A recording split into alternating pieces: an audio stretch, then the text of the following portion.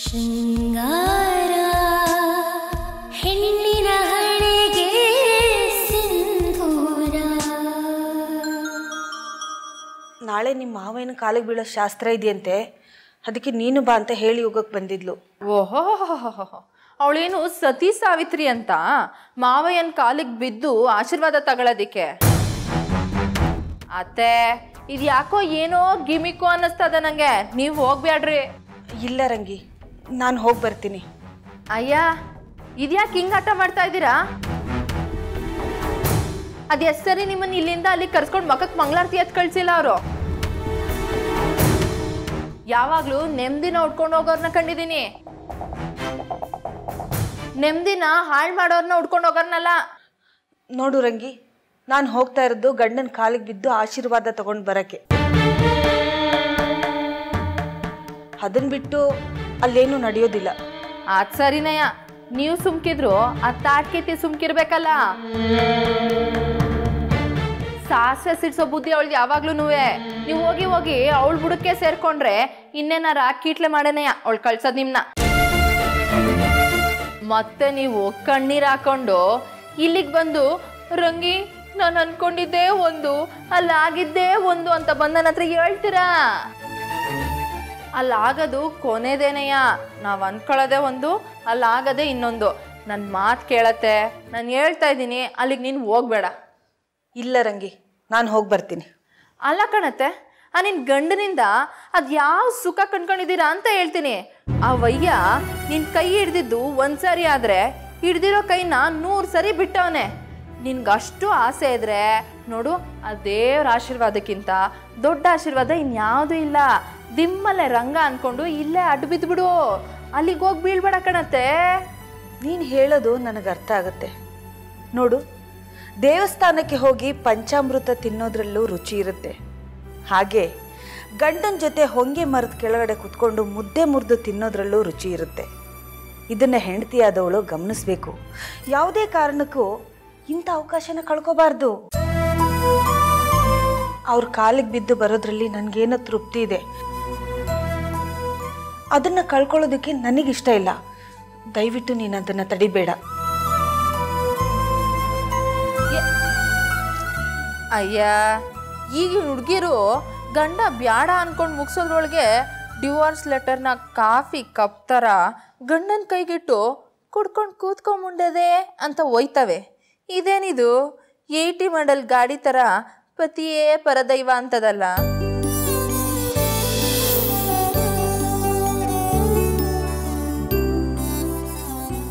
ಅವತ್ತು ನೀನು ಗಲಾಟೆ ಆದಾಗ ಎಲ್ಲಾದರೂ ಹೋಗಿ ಸಾಯಿ ಅಂತ ಸುಮ್ಮನಿಗೆ ಹೇಳಿದ್ಯಲ್ಲ, ಅವಳು ಅದನ್ನೇ ಮನಸ್ಸಿನಲ್ಲಿ ಇಟ್ಕೊಂಡು ಹೋಗಿ ಸತ್ತೋದ್ಲು ಕಣೋ.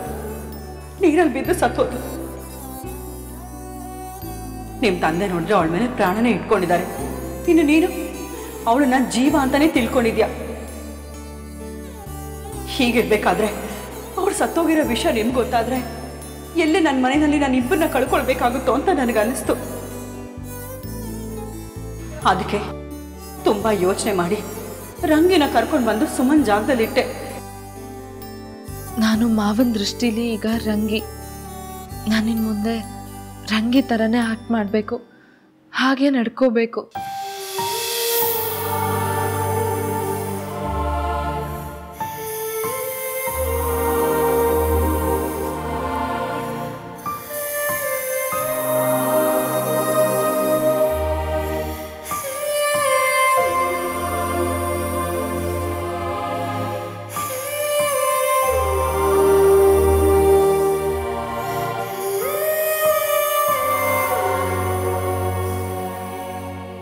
ಒಂದು ನಿಮಿಷ ಸುಮ್ಮ ಅವರೇ. ಏನ್ ಮಾವ? ನಿಮ್ದು ಊಟ ಆಯ್ತಾ? ಗಂಡನ ಊಟ ಆದ್ಮೇಲೆ ಹೆಂಡತಿ ಊಟ ಆಗ್ಬೇಕು, ಇದೇ ಪದ್ಧತಿ ಅಲ್ವಾ? ಏನ್ ಮಾವ ಹಾಗೆ ನೋಡ್ತಾ ಇದ್ದೀರಾ? ಓ, ಊಟ ಮಾಡ್ತಾ ಇದ್ದೀನಲ್ಲ ಅಂತನಾ? ನಂಗೆ ತುಂಬಾ ಹಸುವಾಗೋಯ್ತು ಮಾವ, ಅದಕ್ಕೆ ಊಟಕ್ಕೆ ಕೂತ್ಕೊಂಡ್ಬಿಟ್ಟೆ. ನಿಮ್ಗೂ ಹಸುವಾದ್ರೆ ಬಂದು ನೀವು ಊಟಕ್ಕೆ ಕೂತ್ಕೊಳ್ಳಿ.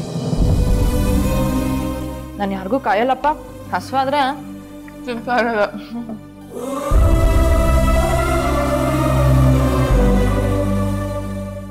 ಏನು ನೋಡ್ತಾ ಇದ್ದೀರಾ ಮಾವ? ಹೋಗಿ ಸ್ನಾನ ಮಾಡ್ಕೊಂಬನ್ನಿ, ನಿಮಗೂ ಊಟಕ್ಕೆ ಬಡಿಸ್ತೀನಿ. ನನಗೆ ಹಸಿವಿಲ್ಲ. ಓ ಹೌದಾ, ಸರಿ ಆಗಿದ್ರೆ ನಿಮ್ಗೆ ಹಸ್ವಾದಾಗ ಹೇಳಿ, ನಾನು ಫ್ರೀ ಮಾಡ್ಕೊಂಬಂದು ನಿಮ್ಗೆ ಊಟ ಬಡಿಸ್ತೀನಿ, ಸರಿನಾ?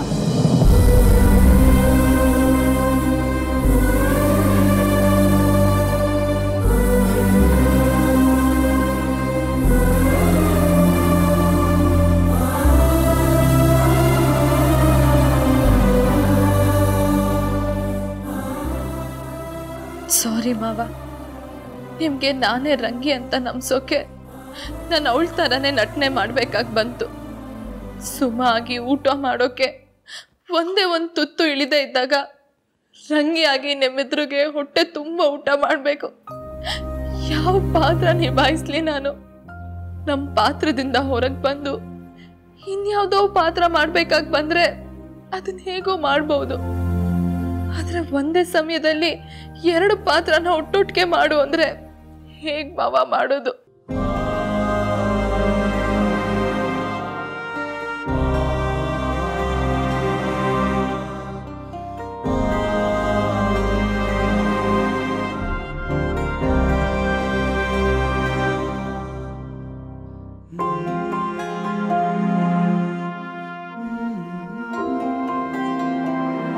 ನನಗೆ ಬೇಕಾಗಿರೋದು ಇದೇ ಕಣೋ. ನೀನು ಕುಡ್ದು ಬಾಟಲ್ ಖಾಲಿ ಮಾಡ್ತಾ ಮಾಡ್ತಾ ಜೀವನದ ಬಗ್ಗೆ ನಿನಗಿರೋ ಆಸಕ್ತಿ ಕೂಡ ಖಾಲಿ ಆಗ್ತಾ ಹೋಗಬೇಕು. ಒಂದು ಕಡೆ ನೀನು ನಿಧಾನವಾಗಿ ಸಾಯೋದನ್ನು ನೋಡಿ ಯಾವತ್ತೋ ಸಾಯಬೇಕಾದ ನಿನ್ನ ಅಪ್ಪ ಎದೆ ಒಡ್ಕೊಂಡು ಸಾಯಬೇಕು. ಆಸ್ತಿ ಎಲ್ಲ ನನಗೆ, ನನ್ನ ಮಗನಿಗೆ ಮಾತ್ರ ಬರಬೇಕು. ಇದು ಮೊದಲನೇ ರಾತ್ರಿ. ನೀನು ಹಾಳಾಗೋದಕ್ಕೆ ಶಂಕುಸ್ಥಾಪನೆ ಮಾಡ್ತಿರೋ ರಾತ್ರಿ. ಇನ್ನು ಪ್ರತಿ ರಾತ್ರಿನೂ ಇದು ಬಿಟ್ಟರೆ ನಿನಗಿನ್ನೇನೂ ಸಿಗದೇ ಇರಲಿ. ಹಾಗಂತ ಈ ನಿನ್ನ ಪ್ರೀತಿಯ ಮಲತಾಯಿ ರಾಜಿ ನಿನಗೆ ಆಶೀರ್ವಾದ ಮಾಡ್ತಾ ಇದ್ದಾಳೆ.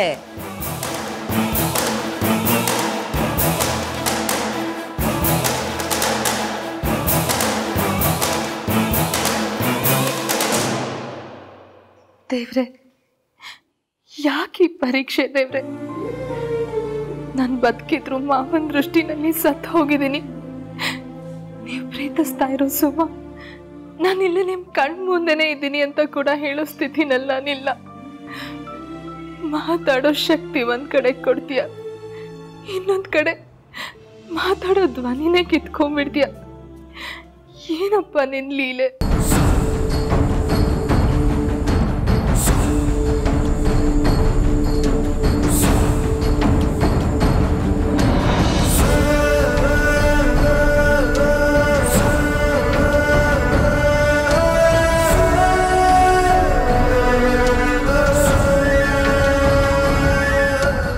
ನಾನು ಬದುಕೇ ಇಲ್ಲ ಅಂತ ಮಾವ ಕುಡ್ತಕ್ ಬಿದ್ದು ಹಾಳಾಗ್ತಾ ಇದ್ದಾರೆ.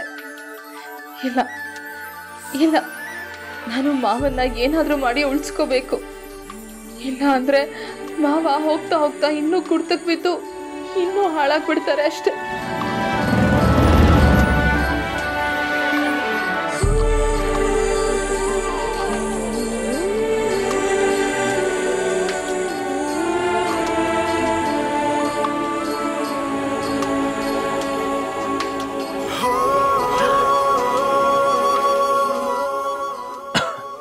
ಮಾವ, ಯಾಕೆ ಹೀಗೆ ಕುಡಿತಾ ಇದ್ದೀರಾ ಮಾವ? ಹೀಗೆ ಕುಡ್ದು ನಿಮ್ಮ ಆರೋಗ್ಯನ ಯಾಕೆ ಇಷ್ಟೊಂದು ಹಾಳು ಮಾಡ್ಕೊಳ್ತಾ ಇದ್ದೀರಾ? ನೀವು ಹೀಗೆ ಕುಡಿತಾ ಇರೋದನ್ನ ನೋಡಿದ್ರೆ ಮಾವ ಏನ್ ಗತಿ ಏನಾಗ್ಬೇಡ ಹೇಳಿ. ಅವ್ರು ಈಗ ತಾನೇ ಚೇತರಿಸ್ಕೊಂಡು ಸುಧಾರಿಸ್ಕೊಳ್ತಾ ಇದ್ದಾರೆ. ಇನ್ ಮುಂದೆ ಯಾವತ್ತೂ ಕುಡಿಯಲ್ಲ ಅಂತ ನೀವು ನನಗೆ ಮಾತು ಕೊಡಿ ಮಾವ.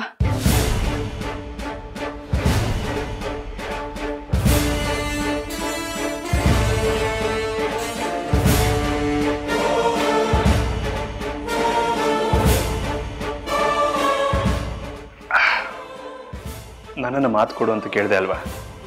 ಅದಕ್ಕಿಂತ ಮುಂಚೆ ನನಗೊಂದು ಮಾತು ಕೊಡ್ತೀಯಾ? ಏನ್ ಮಾವ?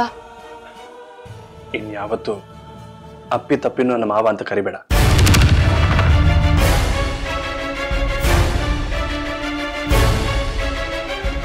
ಯಾಕೆ ಮಾವ? ನಾನು ಯಾಕೆ ನಿಮ್ಮನ್ನ ಮಾವ ಅಂತ ಕರಿಬಾರ್ದು? ನನ್ನನ್ನು ಮಾವ ಅಂತ ಕರೆಯೋ ಅರ್ಹತೆ, ಅಧಿಕಾರ ಎರಡು ಇರೋದು ಸುಮಾರಿಗೆ ಮಾತ್ರ. ನೀನು ಸುಮಾ ಅಲ್ಲ, ಅದಕ್ಕೆ ಯಾವತ್ತೂ ನನ್ನ ಮಾವ ಅಂತ ಕರಿಬೇಡ.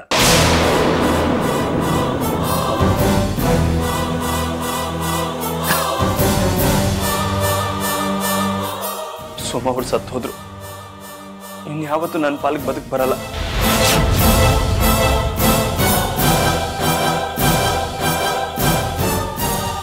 ನಮ್ಮಪ್ಪನ ಆರೋಗ್ಯ ಸರಿ ಇಲ್ಲ, ಅದಕ್ಕೆ ನಮ್ಮಮ್ಮ ಸುಮಾ ಅವ್ರ ಜಾಗದಲ್ಲಿ ನಿನ್ನೆ ಇರಿಸಿದ್ದಾರೆ. ಸುಮಾ ಅವ್ರ ಜಾಗ ನಿಂದಾಗಿರ್ಬೋದು, ಆದರೆ ನೀನು ಸುಮಾಗಕ್ಕೆ ಸಾಧ್ಯ ಇಲ್ವಲ್ಲ.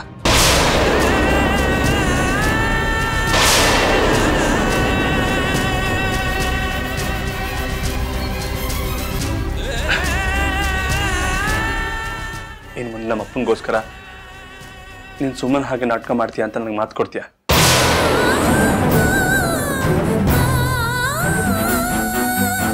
ಮಾತು ಕೊಡು.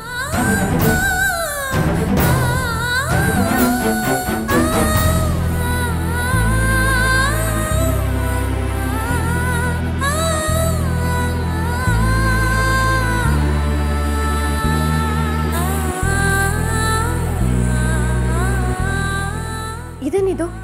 ಸುಮಾ ಸತ್ ಹೋದ್ಲಾ? ಹಾಗಾದ್ರೆ ಇವಳು ರಂಗಿನಾ? ರಾಜೇಶ್ವರಿ ಅತ್ತೆ ಸುಮನ್ ಜಾಗಕ್ಕೆ ಇವಳನ್ನ ತಂದಿಟ್ಟು ಎಲ್ಲಾರನ್ನೂ ಸಮಾಧಾನ ಮಾಡ್ತಿದಾರ.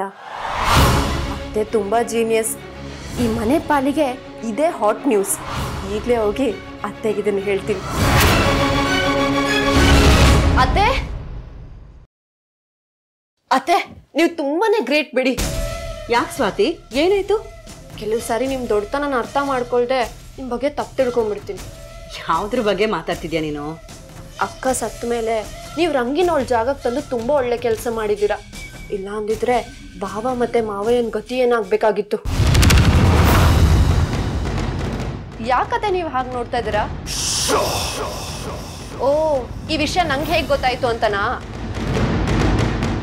ಅಲ್ಲಿ ಬಾವ ಮತ್ತೆ ರಂಗಿ ಮಾತಾಡೋದನ್ನ ನಾನು ಕೇಳಿಸ್ಕೊಂಡೆ. ಅಕ್ಕ ಸತ್ತಿದ್ದಕ್ಕೆ ನಂಗೆ ಸ್ವಲ್ಪ ಬೇಜಾರಾದ್ರೂ ಅವಳಿಂದ ನಾನು ನನ್ನ ಮಗು ಸೇಫ್ ಆಗಿದ್ದೀವಲ್ಲ ಅಂತ ನಂಗೆ ತುಂಬಾ ಖುಷಿ ಆಗ್ತಾ ಇದೆ ಅತ್ತೆ. ಆದ್ರೂ ನೀವು ತುಂಬಾನೇ ಗ್ರೇಟ್ ಬಿಡಿ ಅತ್ತೆ.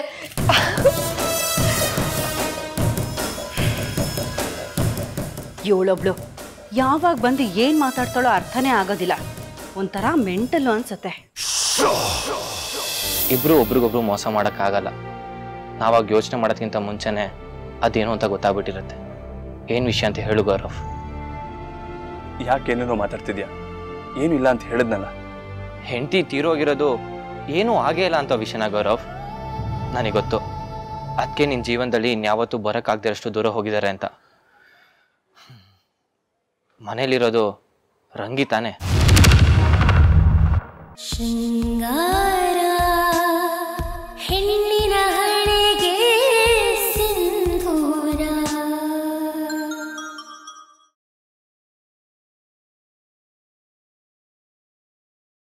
ಶೃಂಗಾರ ಹೆಣ್ಣಿನ ಹಣೆಗೆ ಸಿಂಧೂರ. ಎಂತ ಹೇಳ್ತಾ ಇದೆಯಾ ಸುಮಾ? ಗೌರವ್ ಕುಡಿತಾ ಇದ್ದಾನ? ಹೌದತ್ತೆ, ನಾನು ಸತ್ತು ಹೋಗಿದ್ದೀನಿ ಅಂತ ಅನ್ಕೊಂಡು ಮಾವ ತುಂಬಾನೇ ಕುಡಿತಾ ಇದ್ದಾರೆ. ಬದುಕಿದ್ರು ಕೂಡ ಬದುಕಿದ್ದೀನಿ ಅಂತ ಹೇಳ್ಕೊಳಕ್ಕಾಗದಲ್ಲೇ ಇರೋ ಪರಿಸ್ಥಿತಿ ನಂದು. ಒಂಥರ ಸತ್ತವ್ರು ಇರ್ತಾರಲ್ಲ, ಹಾಗೆ ಆಗ್ಬಿಟ್ಟಿದೆ ನನ್ನ ಜೀವನ. ಈಟೆಲ್ಲ ನಡೆಯೋದಕ್ಕೆ ನೀನೇ ಕಾರಣ ಕಣಕ. ಅದೆಂಗಕ್ಕ ಇಟ್ಟೊಂದೆಲ್ಲ ನಡೆಯೋದಕ್ಕೆ ಬಿಟ್ಬಿಟ್ಟ ನೀನು? ಇವಳು ತಾನೆ ಏನಮ್ಮ ಮಾಡ್ತಾಳೆ? ಸಂಸಾರ ಅಂದಮೇಲೆ ಎಲ್ಲವನ್ನು ಎಲ್ಲ ಸಂದರ್ಭದಲ್ಲಿ ಹೇಳಕ್ಕಾಗಲ್ಲ. ನೋಡಕ್ಕ, ಆ ರಾಜಿ ನೀನ್ ಏನೇ ಮಾಡಿದ್ರು ಸುಮ್ಕೆ ಇರ್ತೀಯ ಅಂತಾನೆಯ ಈಟೆಲ್ಲ ಮಾಡ್ತಾ ಇರೋದು. ನಿನ್ ಫೋಟೋ ಮಡಗಿ ತಿಥಿ ಮಾಡಿದ್ರು, ಎಲ್ರೂ ಸೇರ್ಕೊಂಡು ನಿಂಗೆ ಪಿಂಡ ಬಿಟ್ರು. ಯಾಕೆ ಇದನ್ನೆಲ್ಲ ಮಾಡಿದೇಳು? ಅವ್ರು ಇದನ್ನೆಲ್ಲ ಮಾಡಿದ್ರು ನಿನ್ ಗಂಟ್ಲು ಮಾಡಕ್ಕಿಲ್ಲ ಅಂತ ತಿಳ್ಕೊ. ಈಗ ಆಗೋದೆಲ್ಲ ಆಗೋಗಿದೆ. ಅದಕ್ಕೆ ಏನು ಪರಿಹಾರ ಮಾಡಬೇಕು ಅನ್ನೋದನ್ನ ಯೋಚನೆ ಮಾಡೋದು ಬಿಟ್ಟು ನಡೆದಿದ್ದಕ್ಕೆಲ್ಲ ನೀನೇ ಕಾರಣ ಅಂದ್ರೆ ಅವಳು ಎಂತ ಮಾಡ್ತಾಳ? ಈಗೀಗ ಗೌರವ ಸುಮಾ ವಿಷಯದಲ್ಲಿ ಬದಲಾಗಿದ್ದ. ಇದನ್ನ ನೋಡಿ ರಾಜ್ಯ ತಡ್ಕೊಳಕ್ಕಾಗದೆ ಸುಮಾ ನೋಳೆ ಇಲ್ಲ ಅವಳು ಸತ್ತು ಹೋಗಿದ್ದಾಳೆ ಅಂತ ಹೇಳಿ ಎಲ್ಲ ಎಲ್ಲ ಹಾಳು ಮಾಡಿಬಿಟ್ಲು. ನಾವು ಹೇಗೆ ರಂಗಿ ಸುಮ ಅಂತ 2 ಪಾತ್ರಗಳನ್ನ ಇಟ್ಕೊಂಡು ನಾವು ಆಟ ಆಡಿದ್ವೋ ಅದೇ ರೀತಿ ಅವಳು ಕೂಡ 2 ಪಾತ್ರಗಳನ್ನ ಇಟ್ಕೊಂಡು ಆಟ ಆಡಿದ್ಳು. ಆದ್ರೆ ಈ ವಿಚಾರನ ಯಾಕೆ ಬಗೆಹರಿಸೋದು ಅನ್ನೋದೇ ಗೊತ್ತಾಗ್ತಾ ಇಲ್ಲ. ನೋಡಿ, ಸುಮಾ ಮೇಲೆ ಇದ್ದ ಪ್ರೀತಿ ಅವನ್ನ ಕುಡಿತಕ್ಕೆ ತಳ್ಳಿ ಈಗ ಆಡಿಸ್ತಾ ಇದೆ. ಪ್ರೀತಿ ಅಂದ್ರೆ ಹಾಗೆ ಒಂಥರ ದುರಭ್ಯಾಸ ಇದ್ದಂಗೆ. ಅದು ಹೋಗ್ಬೇಕಾದ್ರೆ ಬೇರೆ ದುರಭ್ಯಾಸಗಳನ್ನ ಅಂಟಿಸೋಗುತ್ತೆ. ಈಗ ಅವನು ಸುಮಾ ಸತ್ತೋಗಿದ್ದಾಳೆ ಅಂತ ತಿಳ್ಕೊಂಡಿದ್ದಾನೆ. ಅವನು ಸರಿ ಹೋಗ್ಬೇಕು ಅಂದ್ರೆ ಸುಮಾ ಬದುಕಿದ್ದಾಳೆ ಅಂತ ಹೇಳಿ ನಾವು ಅವನಿಗೆ ಅರ್ಥ ಮಾಡಿಸ್ಬೇಕು. ನಾನು ಅದನ್ನೇ ಹೇಳ್ತಾ ಇರೋದು. ಇದಕ್ಕೆ ಏನಾದರೂ ಮಾಡಬೇಕು ನೋಡಕ್ಕ.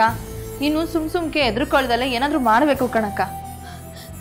ಕಟ್ಕೊಂಡ್ ಗಂಡ ರಾತ್ರಿ ಇಡೀ ಬಾಟಲ್ ಮುಂದೆ ಕೂತ್ಕೊಂಡು ಕುಡಿದು ತೂರಾಡ್ತಾ ಇದ್ರೆ ಹೇಗ್ ರಂಗಿ ಧೈರ್ಯವಾಗಿರೋದಕ್ಕೆ ಸಾಧ್ಯ ಆಗತ್ತೆ? ಕುಡಿಯೋರ್ಗೆ ಕುಡ್ತದ ನಶೆ, ಅದನ್ನ ನೋಡ್ತಾ ಇರೋರ್ಗೆ ಅಯ್ಯೋ ಕಣ್ ಮುಂದೆನೆ ಕುಡ್ದು ಹಾಳಾಗ್ತಾ ಇದಾರಲ್ಲ, ಅವ್ರನ್ನ ಹೇಗಾದ್ರೂ ಮಾಡಿ ಕಾಪಾಡ್ಕೊಳ್ಬೇಕು ಅನ್ನೋ ನಶೆ. ಎರಡರಲ್ಲೂ ಒಂಥರ ಮೋಹ. ಅಕ್ಕ ಅಳ್ಬೇಡ, ಸುಮ್ಕಿರಕ್ಕ. ನೋಡು, ನಿಂಗೆ ನಾನಿವ್ನಿ. ಈಗ ಸುಮ ಬದುಕಿದ್ದಾಳೆ ಅಂತ ಗೌರವಗೆ ಹೇಗೆ ತಿಳಿಸೋದು ಒಂದು ಅರ್ಥನೇ ಆಗ್ತಾ ಇಲ್ಲ. ಬದುಕಿರೋರ್ನ ಸತ್ತಿದ್ದಾರೆ ಅಂತ ಹೇಳ್ಬಿಟ್ಟು ತಾವು ಸಾವಿನ ಕಡೆ ಹೋಗೋದು ಇದೇನು ಅಜ್ಞಾನನೋ ಮೂರ್ಖತನನೋ ಒಂದು ಅರ್ಥ ಆಗ್ತಾ ಇಲ್ಲ.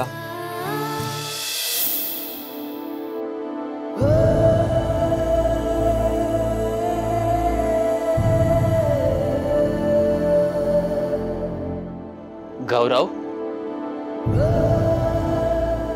ಹಾ ಪ್ರೀತಮ್, ಯಾಕೆ ಬೇಜಾರಲ್ಲಿದ್ಯಾ? ಬೇಜಾರ? ಹಾಗೇನಿಲ್ವಲ್ಲ, ನಾನು ಚೆನ್ನಾಗೇ ಇದ್ದೀನಿ. ನನಗೆ ಬುದ್ಧಿ ಬಂದಾಗ್ಲಿಂದ ನಾನು ನಿನ್ನ ನೋಡ್ಕೊಂಡು ಬಂದಿದ್ದೀನಿ. ನಿಂಗೆ ಕಣ್ಣೀರು ಬಂದಾಗ ಹೇಗಿರ್ತೀಯಾ, ಸಂತೋಷವಾಗಿದ್ದಾಗ ಹೇಗಿರ್ತೀಯ ಅಂತ ನನಗೆ ಗೊತ್ತಿಲ್ವಾ?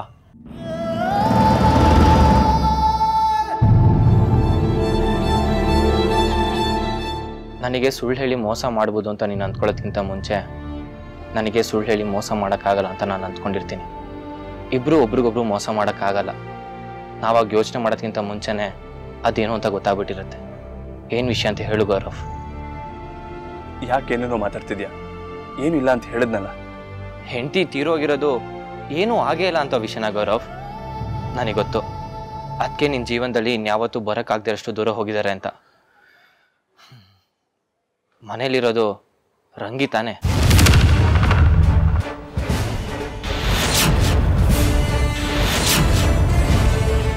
ನಿನ್ನವು ನನಗೆ ಅರ್ಥ ಆಗುತ್ತೆ. ಚೆನ್ನಾಗಿದ್ದಾಗಲೇ ಸುಮ್ಮ ಅವ್ರು ಹೀಗೆ ಮಾಡಿಬಿಟ್ರು. ನನ್ನ ತಪ್ಪು ನನಗೆ ಅರ್ಥ ಆಗಿತ್ತು, ಅದು ನಾನು ತಿದ್ಕೊಂಡಿದ್ದೆ ಕೂಡ. ಆದರೂ ಸುಮ್ಮ ಅವ್ರು ಯಾಕೆ ಹೀಗೆ ಮಾಡೋ ಅನ್ನೋ ವಿಷಯ ಮಾತ್ರ ಗೊತ್ತಾಗಲಿಲ್ಲ. ದೇವರು ತನಗೆ ಬೇಜಾರಾದಾಗ ತನಗಿಷ್ಟ ಆದವ್ರನ್ನ ತನ್ನ ಮುಂದೆ ಕೂರಿಸ್ಕೊಂಡು ಹಣೆ ಬರೋಣ ಬರ್ದು ಕಳಿಸ್ತಿರ್ತಾನೆ. ನೀನು ದೇವ್ರಿಗಿಷ್ಟ, ಅದಕ್ಕೆ ಹೆಂಡತಿ ಇಲ್ದಿರೋ ಜೀವನನ ಬರ್ದು ಕಳಿಸಿದ್ದಾನೆ. ಸಮಾಧಾನ ಮಾಡ್ಕೋ ಗೌರವ್. ಪ್ರೀತಮ್, ಯಾವುದೇ ಕಾರಣಕ್ಕೂ ಅಪ್ಪನಿಗೆ ವಿಷಯ ಗೊತ್ತಾಗಬಾರ್ದು. ಆಲ್ರೆಡಿ ಸುಮಾರನ್ನ ಕಳ್ಕೊಂಡಿದ್ದೀನಿ. ಈ ವಿಷಯ ಗೊತ್ತಾದರೆ ಅಪ್ಪನ್ನು ಕಳ್ಕೊಂಡ್ಬಿಡ್ತೀನಿ ಅನ್ಸುತ್ತೆ. ಗೌರವ್, ಅವ್ರು ನನಗೂ ಅಪ್ಪನೇ ಅಲ್ವಾ? ಇನ್ಯಾವತ್ತೂ ನನ್ನ ಕಡೆಯಿಂದ ಅವ್ರಿಗೆ ಈ ವಿಷಯ ಗೊತ್ತಾಗ್ದಿರಾಗ ನಾನು ನೋಡ್ಕೋತೀನಿ.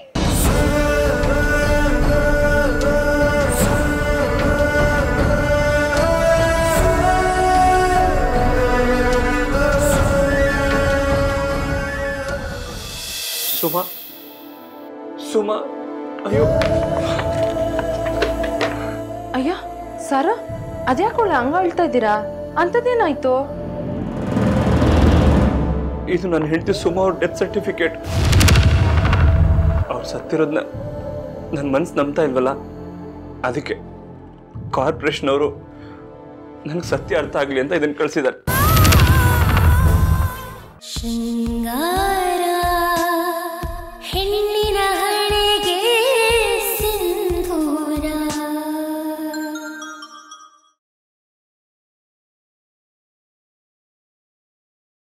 ಶೃಂಗಾರ ಹೆಣ್ಣಿನ ಹಣೆಗೆ ಸಿಂಧೂರ.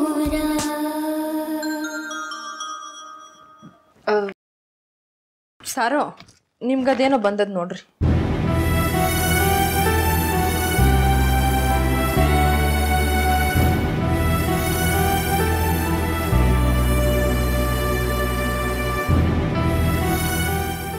ಸುಮಾ ಸುಮಾ ಅಯ್ಯೋ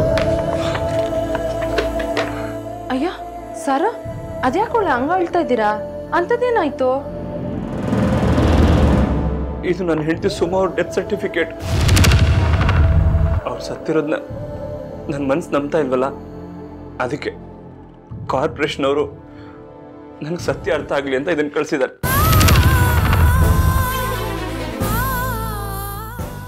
ಅವ್ರನ್ನ ನಾನು ಕೊನೆ ಬಾರಿ ನೋಡೋಕ್ಕಾಗಲಿಲ್ಲ, ಅದಕ್ಕೆ ಅನ್ಸುತ್ತೆ ಅವ್ರ ಕೊನೆ ಮಾಹಿತಿ ಈ ಸರ್ಟಿಫಿಕೇಟ್ ರೂಪದಲ್ಲಿ ಬಂದಿದೆ. ನನ್ನಂತ ದುರದೃಷ್ಟವಂತ ಇನ್ನೊಬ್ಬ ಇಲ್ಲ ರಂಗಿ.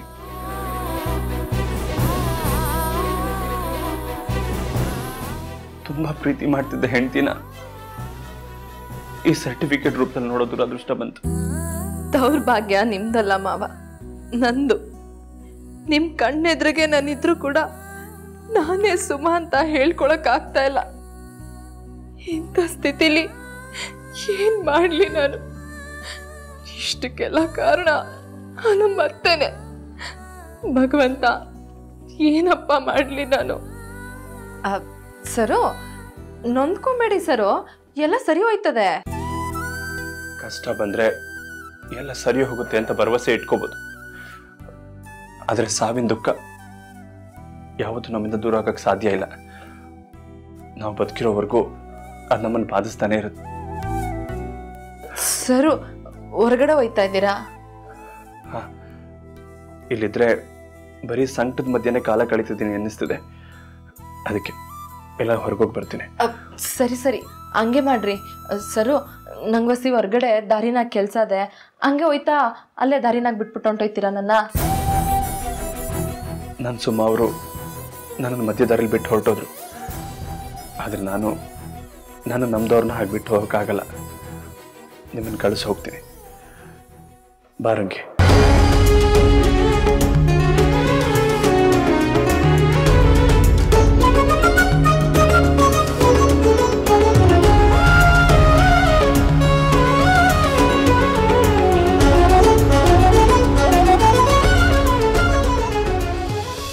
ಅತ್ತೆ ಹೇಳೋದನ್ನ ನಂಬಿ ನಾನು ಸತ್ತೋಗಿದ್ದೀನಿ ಅಂತ ಅನ್ಕೊಂಡು ಮಾವ ಸಂಕಟ ಪಡ್ತಾ ಇರೋದನ್ನ ನನ್ನ ಕೈಲಿ ನೋಡಕ್ ಆಗ್ತಿಲ್ಲ ರಂಗಿ. ಹಾಗಿದ್ದಾಗ್ಲಿ ಇರೋ ಸತ್ಯನೆಲ್ಲ ಹೇಳ್ಬಿಡ್ತೀನಿ. ನಾನ್ ಸತ್ತಿಲ್ಲ, ನಾನ್ ಬದುಕೇ ಇದ್ದೀನಿ ಅಂತ ನಿಮ್ ಭಾವಂಗೆ ಹೇಳ್ಬಿಡ್ತೀನಿ. ಹೂನಕ್ಕ, ಇರೋ ವಿಷಯನ ಹೇಳ್ಬಿಡು, ಇದ್ರಾಗೆ ಯಾವ ತಪ್ಪು ಇಲ್ಲ.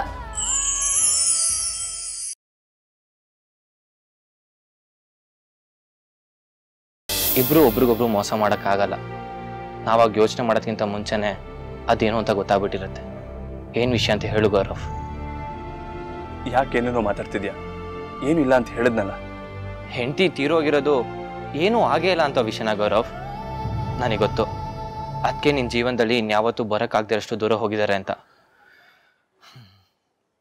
ಮನೇಲಿರೋದು ರಂಗಿ ತಾನೆ.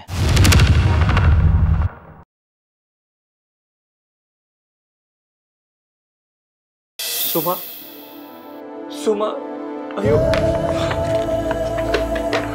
ಅಯ್ಯ ಸಾರ ಅದ್ಯಾಕೊಳ್ಳೆ ಹಂಗ ಹೇಳ್ತಾ ಇದ್ದೀರಾ? ಅಂಥದ್ದೇನಾಯ್ತು?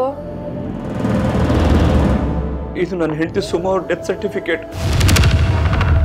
ಅವ್ರು ಸತ್ತಿರೋದನ್ನ ನನ್ನ ಮನ್ಸು ನಂಬ್ತಾ ಇಲ್ವಲ್ಲ, ಅದಕ್ಕೆ ಕಾರ್ಪೊರೇಷನ್ ಅವರು ನನಗೆ ಸತ್ಯ ಅರ್ಥ ಆಗಲಿ ಅಂತ ಇದನ್ನು ಕಳಿಸಿದ್ದಾರೆ.